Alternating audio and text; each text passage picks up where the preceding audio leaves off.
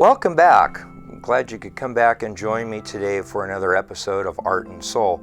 My name is Michael Severin, and hopefully you're having a good day. Maybe if you're not having a good day, maybe we can make you smile and maybe give you some incentive to go out and face the day with a little more positive attitude coming up the rest of the day. Last week we started a new painting of a sea turtle, and last week what we did basically, and I'll just kind of briefly go through what we did in a synopsis of last week, basically put our background in. Before I start with that, we're working on masonite or hard board. Put in phthalo blue, straight phthalo blue, a band of phthalo green, and then we started working our white, titanium white in, and which is where the light source is above the surface of the water, and it will be shining down onto our sea turtle. One thing I thought was kind of cool, when I left the studio last week, this was all wet because of it being fresh paint, and so I put it in a plastic garbage bag so that I didn't get it all over the car.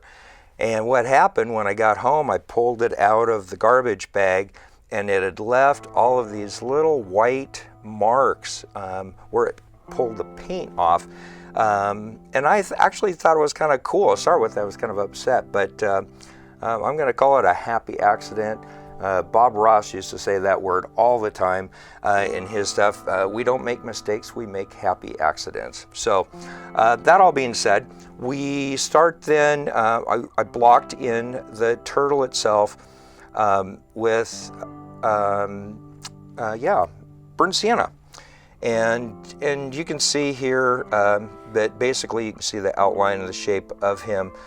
I've taken and put some of the little compartments that are part of the contours that are in the fins and on the shell itself, and we're going to start putting those together today, painting and filling those in, and I'll go through and show you how I'm going to be mixing the paint to do that. Again, our source of light is coming from up here, casting down onto the turtle itself. There is also going to be some reflective light that will be coming from the bottom, but most of the belly or lower part of the turtle itself is going to be dark. Anytime you have light, you have a reflected light. And so in this case, you will have the reflective light of the colors that are around it. So let's get started today on our little sea turtle and see how far we can get on him today. So I'm going to make him a little brighter than maybe what they are.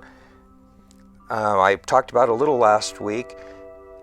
Colors under the water are a lot more vibrant and brilliant. So I'm going to make him a little brighter color than what he actually would be in reality. The other part of it too that I just in doing some research, the underside is usually a lot more colorful than the top. The top has a tendency to be a little more muted colors and dark. So anyway, let's get started throwing some paint down. My technique, I'm not saying it's the right way. I'm not saying it's the best way. It just happens to be the way I do it. Try it. If it works for you, great. If it doesn't, that's okay. It's one of those things that the more you work at it, you develop your own techniques and your own way of doing it. So to start with, what I'm going to do is I'm dipping down here. I've got a little bit of linseed oil, and I should go through the colors here, what I'm using. This is cad orange medium here, and then I've got a cad yellow, yellow ochre, my titanium white, burnt sienna.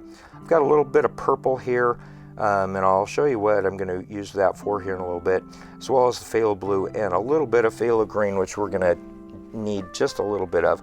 So begin with, what I'm doing is I've with the linseed oil, I've just thinned that down just a bit to make it a little more pliable onto the surface. And once again, glasses off. I can't see up close without them, or with them, I should say.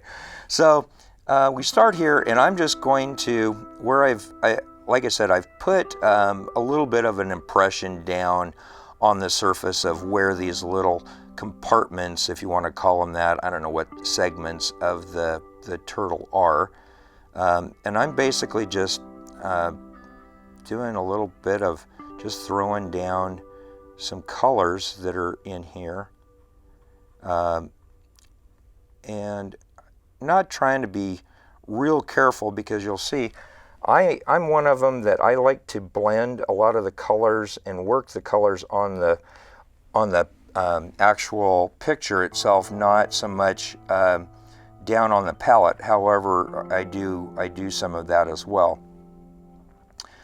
So I'm just kind of going through here with the pattern that I've put down, and the pattern I'm using is not anything special. I just looked at some pictures of some sea turtles and just started sketching out some different compartments. They kind of fit together like a jigsaw puzzle in many ways. And so once I get going here with some of these, then I'll show you how we start developing it. And you're going, wow, that looks kind of funky right there. It's all just a bunch of orange. I haven't seen any orange sea turtles. Well, hopefully here in a little bit you'll understand why I'm starting with those. We talked a little bit last week about the in oil colors and in oil painting and in acrylic, you are always working from dark to light. And today, basically, I'm putting in most of the neutral, the middle tones that are in this painting. And then next week, once it's dried, then we'll come back in with what we call in the art world glazing, basically hitting or highlighting where the light will be hitting the strongest. And that's always the fun part of painting to me, is getting to that point where you get to do those little color pops. That's what makes paintings come alive, is those little color pops that where the highlights are at.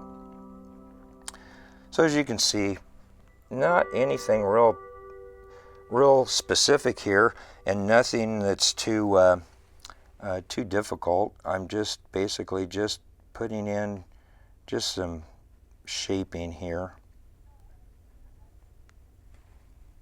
Okay, now we'll kind of leave the rest of it here for a minute, and I'll go back in and show you how I developed these. I'll round that out just a bit.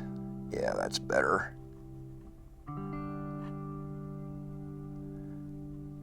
Yeah, I like that phrase that Bob Ross, for those of you that don't know the name, I know that you all, a lot of people call him the Happy Painter.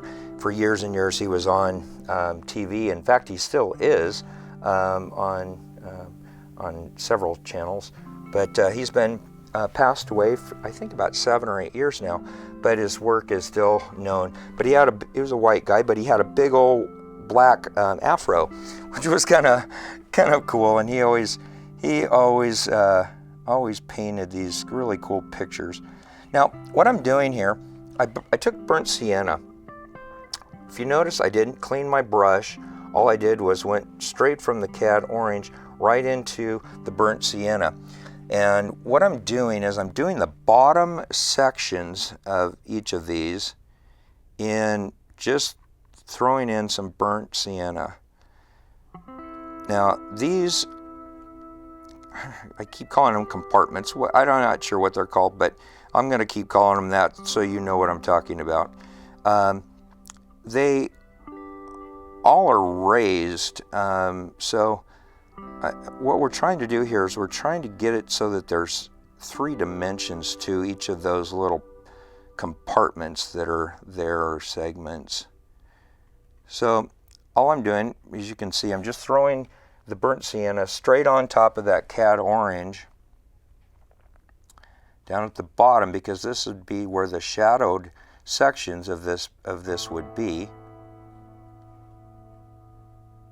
And as I go across here, just again, if you notice, I'm not I'm not taking a whole lot of care in where I'm putting the paint, because it's all part of the development of it. In fact, I told somebody the other day, I said, every painting starts out as an abstract. And I said, every step that you go further in detail, you go then from abstract into impressionistic, and then from that then into real, and then there's even super realism. Some of that super realism is just incredible. You can't tell it's not a photograph. I have a tendency to go more towards the real direction rather than impressionistic, although when I start doing landscapes, and we'll do some landscapes here shortly, but those landscapes are much more impressionistic, I think, than what these would be. So, as you can see, basically what I've done is I've taken the orange, did our compartments, did the burnt sienna at the bottoms, and then what we're going to do then is we'll switch then now into the cad yellows and do basically the exact same thing that we did with the burnt sienna, only we'll do this on the tops of each of these segments, because obviously the tops of these is going to be where your light is coming from. So they're going to be a little brighter, and they still aren't as bright as what they will end up being once we start doing the highlights. So these would be like the intermediate highlights.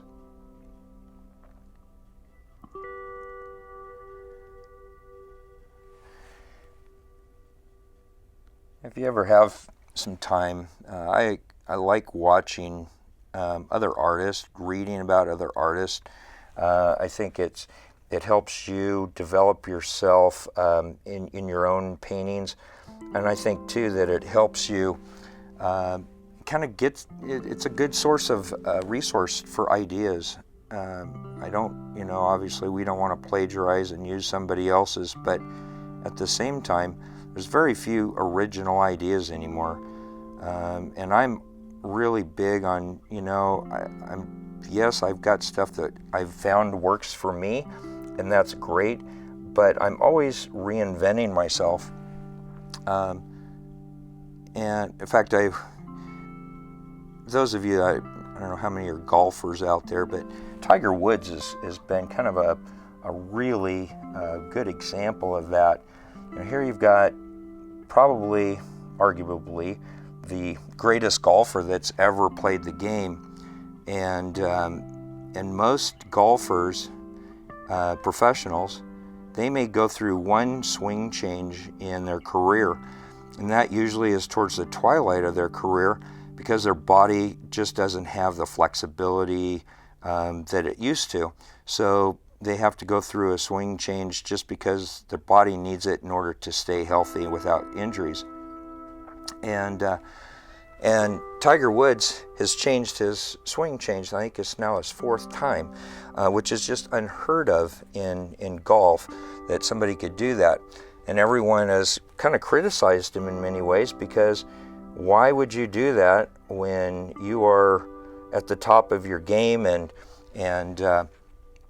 But Tiger's got some goals, some things. He wants to break Jack Nicklaus's record for the most not Grand Slam, but the Premier Championships. And so, because that is a goal of his, he's taken the steps to make sure that he is on track to do that. And he doesn't care what other people are saying. He's going to do it his way. And yes, he's gone through a slump here lately, but that's to be expected. He's changing everything that he's doing in his career. And that's the reason why, I'm always open and looking for opportunities to learn new things from other artists, because it makes me a better artist by watching other people. And so that it just kind of solidifies your own philosophy and how you approach it. So again, I'm doing a few more segments here, as you can see. Now, what we've got, Basically, there's 3 colors on each of these. And what I'm going to do is I want to take and clean the brush out real good. And then I want to take and start blending those a little bit so that they become a little more three-dimensional in the way that they look. And then after we've done that, then the little areas between we'll take and come back in with some more darks so that it makes it look a little even more three-dimensional. So what I'm doing here is basically I'm going to start with the bottom, and I'm taking all that burnt sienna and I'm just lightly pulling it up. 3 hairs and some air. And just kind of go across here. We just like a nice smooth transition from our darks up to our lights.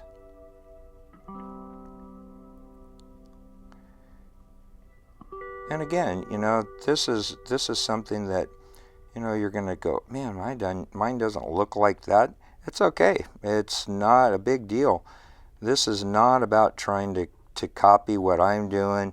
It's about you sitting down with your brushes and your paint or whatever it might be that you're doing and just being creative, which, as you know now by watching hopefully the show enough, you've got the idea that I really believe it strongly that it's important to have a creative outlet.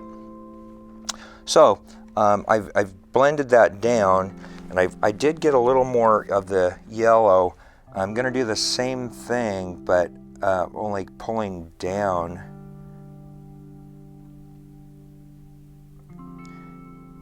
And the reason why I reloaded is because I don't want to lose all of that that color, that dark that's in there that I pulled up. I want to make sure that I still maintain those mid-range highlights that I was talking about. You know, and there you can see I took and pulled some of that burnt sienna actually was pretty strong, and it pulled it right up on there. But it's okay. They don't have to be perfect. We're not trying to do something here that is, you can make it where it is very accurate as far as the way it's laid out and the formations. All we're trying to do here is we're wanting this so that when somebody steps up to the painting, they go, "Oh, isn't that a cool sea turtle?" If they can walk up and know it's a sea turtle, then you've accomplished your task. So, okay, so we've done now. You can see, hopefully, you can see through the camera that they've got some dimension to them. They're three-dimensionalized.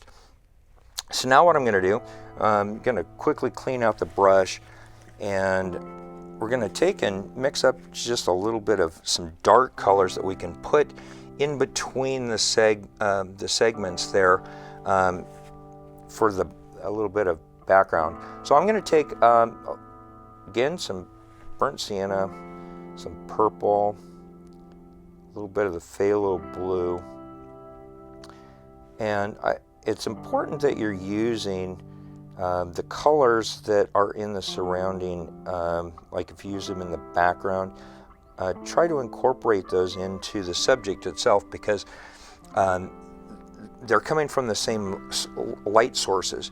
So you're going to have a lot of those same tones and same colors in the picture. So you can see I'm just going through here and making these little segments where the areas between them.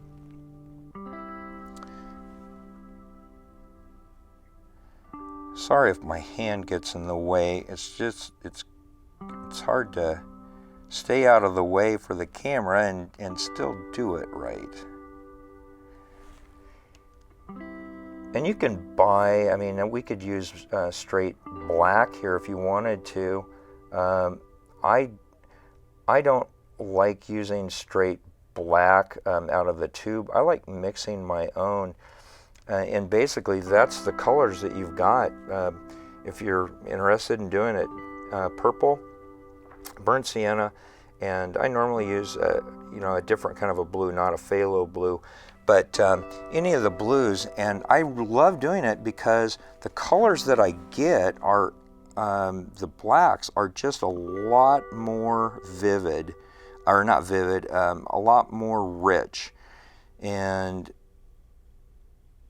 I like that that idea of doing that.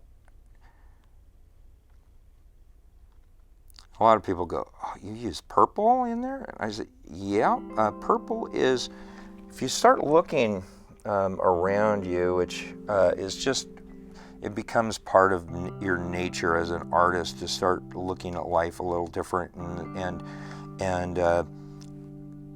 the trees and the shadows. And if you notice, you've got a lot of purples that are in the shadows. Almost any kind of a shadow has got some sort of a purple range in it, and so that's the reason why a lot of people use the purples in their shadow colors, and that's why I use it in the black when I make up this black. And it's really not black, it's just it looks black because it's so much stronger color compared to the other ones. And I'm just going across here, breaking up these little segments, and maybe we even go down a little stronger here on the bottom, just because this again is going to be shadowed here. And this isn't a smooth thing. Each of those little segments makes it a little break there. And same way on the edges up here. Although I'm going to leave that a little without breaking it like I did across here, just because I want that to be really strong where those highlights are coming in. And we probably won't get to any of that this week. We'll probably have to wait till next week to start those. But it's fun watching, seeing how it develops. I love putting those highlights on. That's the fun part of painting. Sometimes I have a tendency to get ahead of myself and try to put too much in too fast. So I broke that up now a little bit, but looking at it, I've got this up here is as bright as this down here, which wouldn't be the case because this underneath is going down on the bottom here is going to be a little darker. So what I'm going to do is, and that's the part of this process, is it's learning to adapt as you go. And I just need to add in a little stronger with the burnt sienna, and I might throw in a little bit of that purple into that as well, just to make it a little stronger. I still want it to be the burnt sienna or that brownish color, but it makes it a little darker hue to it with that purple. So I'm just going to take and just kind of caress, if you want to say that, on these, just to darken these up a little stronger down here on this bottom half.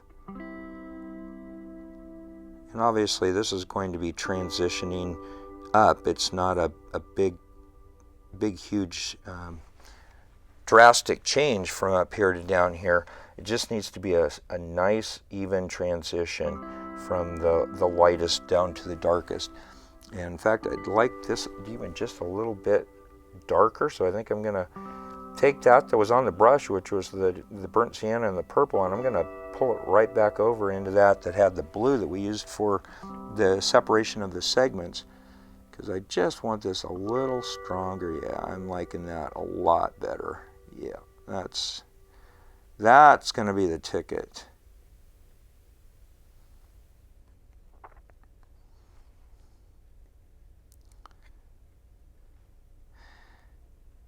And if you've got, at the end of the show, there's going to be some information with my email address and a little Facebook page for for me. And if you would like some information about what I use for supplies, or if you've got a question about something, send me an email, send me a message, and I will be more than happy to try to answer it for you and give you, in my humble opinion, whatever answer it might be. I don't claim to be any expert here. I do this because I just absolutely love doing it, and I hope that by me loving to do it, you will learn to love to do it as well. And two, this is, like I said, this is a new show that we've started here, and we're going to be doing this every week. And maybe you got a suggestion of something that you would like to see me paint here on the show. I'd love to hear, from you as well. I've got quite a number of things that I'm wanting to paint, but hey, I'm open to suggestions as well. I do a lot of different types of painting, from landscapes. I do a lot of like big game animals. I love doing elk, and I've done bighorn sheep and buffalo and elephants and you name it. Big old condor ones. Just kind of whatever strikes me that I'd like to see if I can paint. That's what I'll do. And as you can see here, as I was talking there, I've just been kind of adding in some more segments that are down here. And again, these are all going to be more in shadow here, so that's the reason why they're going to remain a little darker.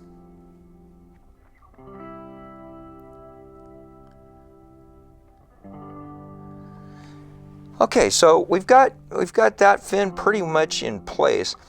Now I want to take and start maybe working a little bit into the shell here, the top of the shell.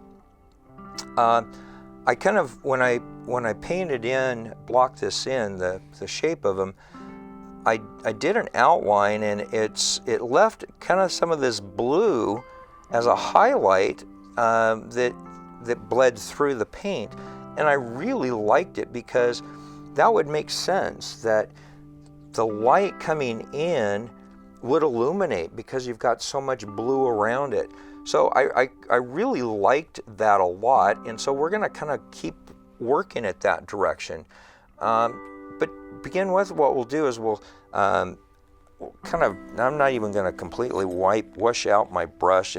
That drives some people crazy when I'm teaching classes because everybody wants a clean brush, but I like doing it just because it blends it out better. Put some continuity in it.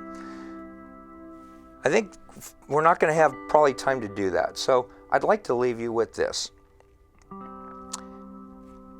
You are an inspiration to the people around you. You may not think you are, you may not think you've got anything to offer, but you do.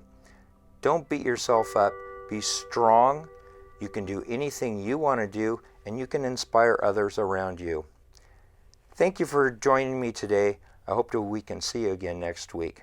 Thank you, and have a great week.